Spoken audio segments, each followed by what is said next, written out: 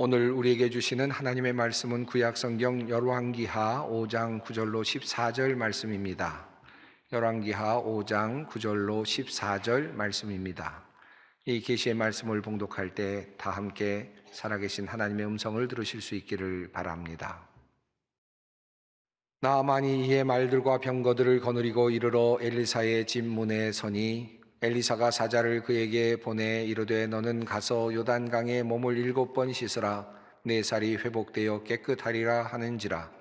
나아만이 노하여 물러가며 이르되 내 생각에는 그가 내게로 나와 서서 그의 하나님 여호와의 이름을 부르고 그의 손을 그 부위 위에 흔들어 나병을 고칠까 하였도다. 다메섹 강 아바나와 바르발은 이스라엘 모든 강물보다 낫지 아니하냐. 내가 거기서 몸을 씻으면 깨끗하게 되지 아니하랴 하고 몸을 돌려 분노하여 떠나니 그의 종들이 나와서 말하여 이르되 내 아버지여 선지자가 당신에게 큰 일을 행하라 말하였다면 행하지 아니하였으리이까. 하물며 당신에게 이르기를 씻어 깨끗하게 하라 함이리이까 하니 나만이 이에 내려가서 하나님의 사람의 말대로 요단강에 7번 몸을 잠그니 그의 살이 어린아이 살같이 회복되어 깨끗하게 되었더라. 아멘. 시각장애인 남성과 결혼한 한 여인이 있습니다. 유복한 가정에서 태어나서 정상적으로 잘 자라난 아름다운 여인이 시각장애인과 결혼하겠다고 하니까 가족들이 모두 반대를 했습니다. 하지만 그 여인은 결국 자기의 의지대로 시각장애인과 결혼하게 되었습니다. 그 여인은 그렇게 결혼을 하면서 그의 친구들에게 자신이 시각장애인과 결혼하게 된 이유를 2가지로 설명했습니다. 첫째는 내가 그 남자를 정말 사랑하기 때문이다 라는 것이었고, 2번째는 남들이 사는 인생이 아닌 나 자신의 인생, 나만의 삶을 살기 위해서이다 라고 그렇게 이야기를 했다고 합니다. 깊이 생각하게 만드는 그러한 이야기입니다. 나는 정말 나의 인생을 살고 있는가? 나만의 인생을 살고 있는가? 내가 살고 있는 나의 인생을 자신 있게 살아가고 있는가? 아니면 그저 남들이 사는 모습을 따라 흉내내며 살아가고 있는가? 묻게 되는 그런 이야기입니다. 이것을 우리의 믿음에 적용해 볼 수도 있겠습니다. 정말 나는 정말 나의 신앙을 가지고 살고 있는가? 나만의 신앙인가? 아니면 나는 흉내내는 신앙인가? 남들이 하는 모습과 비슷한 그런 겉모양의 신앙인가? 라는 질문입니다. 마치 한 여인이 시각장애인과 결혼하면서 이것이 나의 인생이다. 이것이 나에게 준 단 1회의 삶을 내가 선택한 나의 인생이다 라고 말할 수 있었듯이 우리도 우리의 신앙을 붙잡고 이것이 나의 신앙이다. 이것이 나의 믿음의 삶이다 라고 그렇게 이야기할 수 있어야 하지 않을까 하는 생각을 해봅니다. 오늘 본문 말씀은 병고침을 통해서 하나님의 사람이 되어가는, 하나님을 알아가는 나아만 장군의 이야기입니다. 오늘 본문은 병고침에 대한 매우 기본적인 요소들을 모두 갖추고 있습니다. 먼저 오늘 본문은 문제로부터 시작이 됩니다. 1절에 있는 말씀대로 나아만에게 나병이 있었다라는 바로 그 내용으로부터 시작되죠. 그리고 오늘 본문 말씀은 문제에 대한 해결로 끝을 맺습니다. 14절에 나오는 말씀처럼 그가 깨끗하게 나았다라는 내용으로 귀결됩니다. 하지만 이 나만의 이야기는 여기서 끝나는 것은 아닙니다. 이후에 이제 그가 흙을 가지고 그 땅에 이스라엘의 흙을 가지고 고향으로 돌아가겠다고 그렇게 요청하는 이야기, 그리고 또 이어서 게하시와의 관계를 통해서 하나님께서 주신, 자신에게 주신 그 선물이 하나님께서 값없이 주신 선물이라는 사실을 깨달아 알게 되는 장면, 그리고 자신이 고향 땅에 가서 많은 이방신들과 함께 살아갈 때 어떻게 하나님을 섬길 것인가에 대한 결단 등 그와 같은 이야기들이 계속해서 이어지고 있는 이야기이기도 합니다. 오늘 중간에 나오는 이야기, 지금 병 고침과 관련된 이야기 중간에는 나병이 어떻게 낫게 되었는지에 대한 그 과정이 소개되고 있습니다. 그리고 그 병이 낫게 되는 모든 과정 속에 우리 신앙인들이 알아야 할 매우 중요한 신앙의 요소들이 잘 나타나고 있습니다. 하나님의 능력을 경험하게 되는 원리, 그리고 나 자신만의 신앙을 찾아가게 되는 그러한 신앙의 원리가 오늘 본문 속에 잘 나타나고 있습니다. 오늘 그 이야기를 여러분과 함께 나누기를 바랍니다. 5장 1절 말씀은 나아만에 대해서 이렇게 묘사하며 시작이 됩니다. 시리아 왕의 군사령관 나아만 장군은 왕이 아끼는 큰 인물이고 존경받는 사람이었다. 주님께서 그를 시켜 시리아의 구원을 베풀어 주신 일이 있었다. 나아만은 강한 용사였는데 그만 나병에 걸리고 말았다. 아람군 사령관, 시리아의 사령관 나아만 장군 이야기는 흥미로운 이야기로 시작이 됩니다. 나아만은 왕이 아끼는 그러한 큰 인물이고 존경받는 사람이었다라는 말부터 시작됩니다. 우리가 사용하는 개역 성경에는 주인 앞에서 크고 존귀한 자였다고 그렇게 소개되고 있습니다. 아마도 백성들 앞에서 또 왕 앞에서 매우 신임을 받고 존경을 받았던 그런 사람임에 틀림이 없습니다. 그런데 이러한 나아만에 대한 설명과 더불어서 두 가지 사실을 성경은 덧붙여 설명하고 있습니다. 여호와께서 전에 그에게 아람을 구원하게 하셨음이라. 이 말씀이 참으로 놀랍고 독특합니다. 원어 성경은 분명히 이곳에서 야훼, 여호와라고 하는 즉 그 이름을 사용하고 있습니다. 하나님께서, 이스라엘의 하나님이신 그 여호와께서 시리아의 군대 장관 나아만이 시리아를 구원하는데 큰 일을 하도록 만들어 주셨다. 그에게 힘을 실어 주셨다라고 하는 뜻입니다. 아직 하나님을 알지 못하던 때입니다. 하나님의 이름조차도 알지 못하던 때입니다. 그저 시리아에 충성된 군인이었고 장군이었을 뿐입니다. 그는 이교도입니다. 그런데 하나님께서는 이미 그와 함께 하셨다. 그가 전쟁에서 승리할 수 있도록 이미 도와주고 계셨다라고 그렇게 말씀합니다. 이것을 우리의 삶에 한번 적용해 봅니다. 우리가 하나님을 알지 못하던 때에 그저 사업을 하고 연구를 하고 세상적인 일에 몰두하고 있을 때에 이미 하나님께서는 우리의 삶에 관여하고 계셨다라는 뜻입니다. 하나님을 알지도 못하던 때에, 하나님을 잊고 살던 때에, 바로 그럴 때에도 하나님께서는 우리의 삶에 함께 하셨고 우리의 성공에 관여하고 계셨다라고 하는 뜻입니다. 세상에서 사업이 잘 되고 있을 때, 성공하고 있을 때 우리의 세상적인 성공의 배후에도 하나님이 계셨다라고 하는 말씀입니다. 나아만은 이미 그때부터 하나님께 발견되었던 사람입니다. 하나님을 알지 못하던 때에 하나님은 나아만을 아셨고 보셨습니다.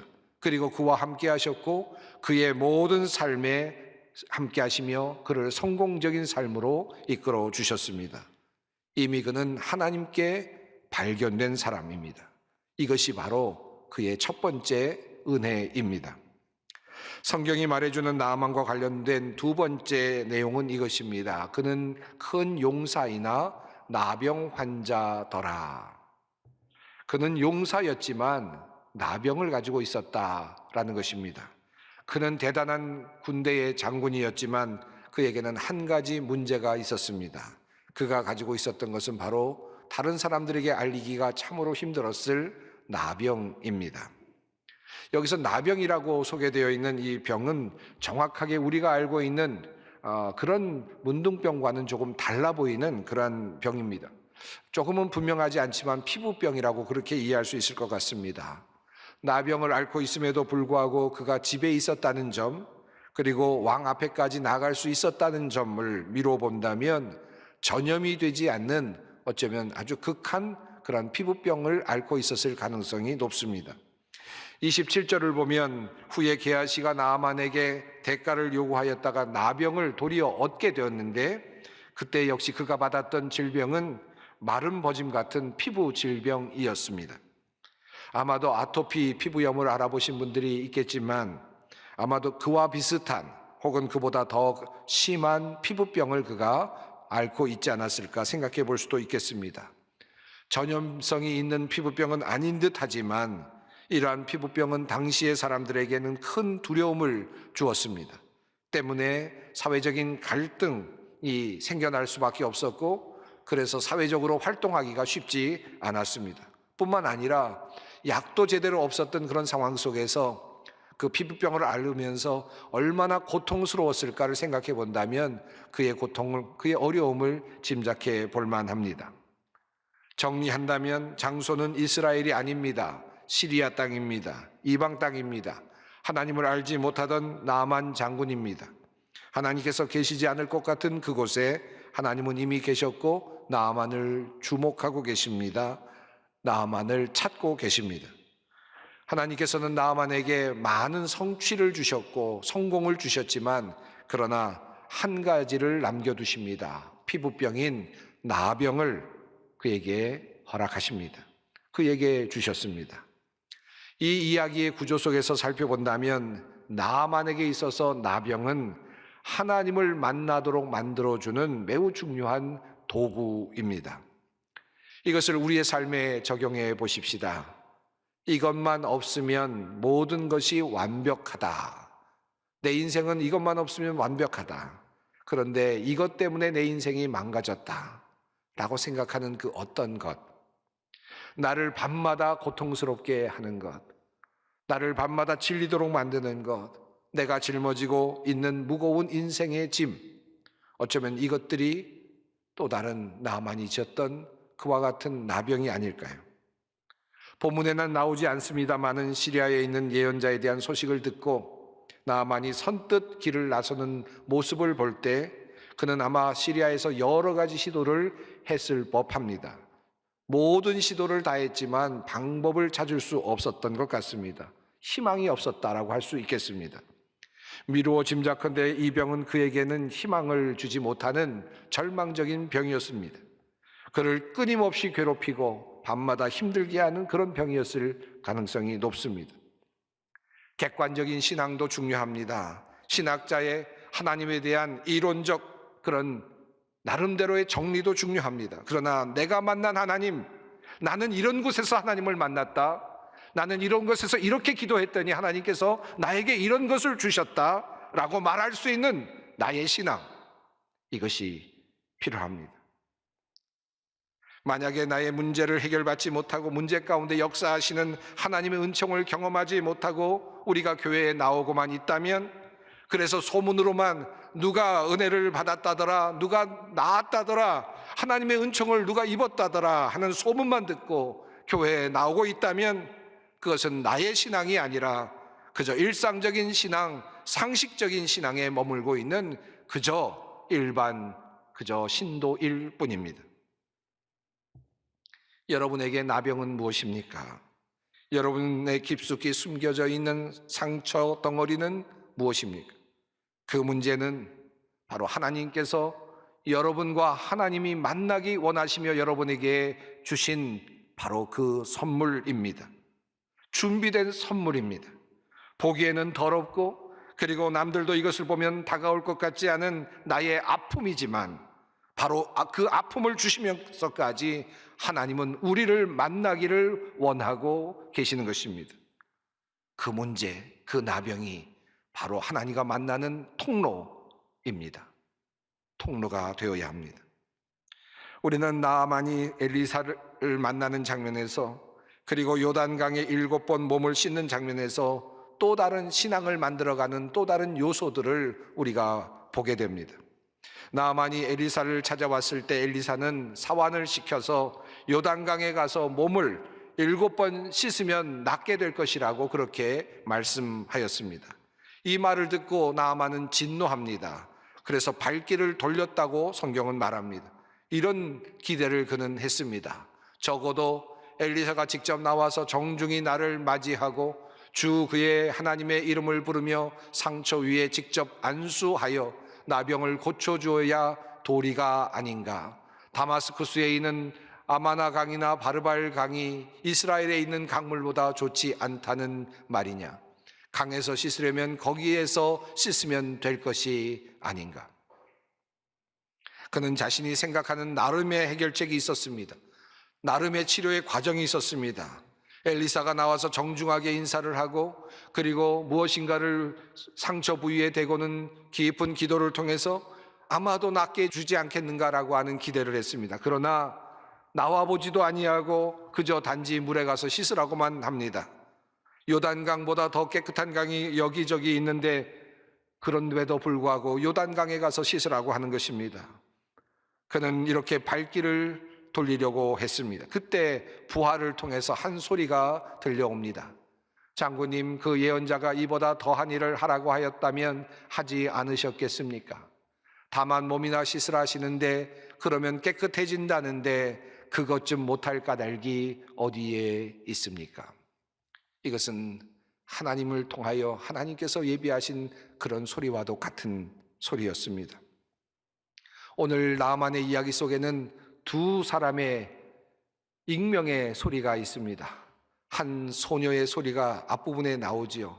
이스라엘 백성으로서, 소녀로서 그곳에 잡혀와서 종살이를 하고 있었던 한 소녀가 이 다마스쿠스에 있는 이 나아만이 나병에 걸려있는 모습을 불쌍히 여겨서 이스라엘의 선지자에게 간다면 그가 나을 수 있을 텐데 라고 알려주는 그 장면이 첫 번째이고, 그리고 두 번째로 엘리사에게 와서 그가 진노하며 돌아가려고 할 때 누군가를 통해서 전해졌던 바로 이 말씀, 예언자가 이보다 더한 일을 하라고 하였더라도 할 수 있지 않았겠습니까? 라고 격려했던 이 말이 바로 나아만이 되게 했고, 나아만으로 하여금 치료받을 수 있는 은혜로 이끌어 주었습니다. 때로 우리들의 신앙생활에서 이런 사람들이 필요합니다. 그래서 우리의 공동체가 필요하기도 합니다. 함께 격려하는 일이 필요합니다. 우리들의 신앙을 서로 격려하고 서로 함께 하는 것입니다. 이런 사람들을 통하여, 이들의 이런 격려를 통하여 우리들은 신앙의 길에서 쓰러지지 아니하고 또한 살아낼 수 있습니다. 장군님, 그 예언자가 이보다 더한 일을 하라고 하였더라면 하지 않았겠습니까? 라고 하는 이 말 속에 하나님의 방법에 대한 또 다른 질문이 있습니다. 하나님의 방법은 너무나도 쉬운 방법이었습니다. 이런 방법으로 과연 나올 수 있단 말인가 확신이 서지 않는 그런 말이었습니다. 하지만 하나님의 사자를 통하여 선포된 말씀이니, 깨끗하여진다고 하는 말씀이니 한번 믿고 따라보라는 그러한 신하의 권면이었습니다. 이 권면을 따른 나아만이 훌륭한 사람임에 틀림이 없습니다. 그는 자신의 하찮은 부하로부터 들려온 작은 소리에 귀를 기울였고 엘리사의 말씀을 따라서 요단강에 7번 들어가는 순종을 하게 됩니다. 종종 이 본문을 들고 이단들이 상당히 많이 강조합니다. 이 이야기를 들먹이면서 교주들의 명령에 무조건 복종해야 한다라고 그렇게 적용하며 가르치는 이단들이 상당히 많이 있습니다. 그래서 이 본문은 이단들이 너무나도 좋아하는, 즐겨 사용하는 본문 중에 하나입니다. 엘리사의 터무니없어 보이는 말씀에 순종하는 나아만의 순종의 모습을 자기 자신들에게 그렇게 적용해서 교주의 말에 무조건 복종하라는 해석으로, 또는 목회자의 말에 무조건 순종하라는 그런 해석으로 그렇게 해석을 하는 것입니다. 과연 그렇게 해석하는 것이 옳습니까? 과거에는 엘리사를 통하여 말씀을 하시기도 하셨고 선지자를 통하여 말씀하시기도 하셨지만 이 모든 하나님의 말씀과 약속은 이미 성경 안에 가득 들어 있습니다. 이 모든 약속은 우리 믿는 자들에게 예스가 됩니다. 고린도후서 1장 20절 말씀입니다. 하나님의 약속은 얼마든지 그리스도 안에서 예가 되니 그런즉 그로 말미암아 우리가 아멘하여 하나님께 영광을 돌리게 되느니라. 하나님의 약속은 예수 그리스도 안에서, 하나님의 모든 성경에 나오는 그 모든 약속은 예수 그리스도 안에서 예스가 된다. 다시 말하면 승인이 된다라는 말씀입니다.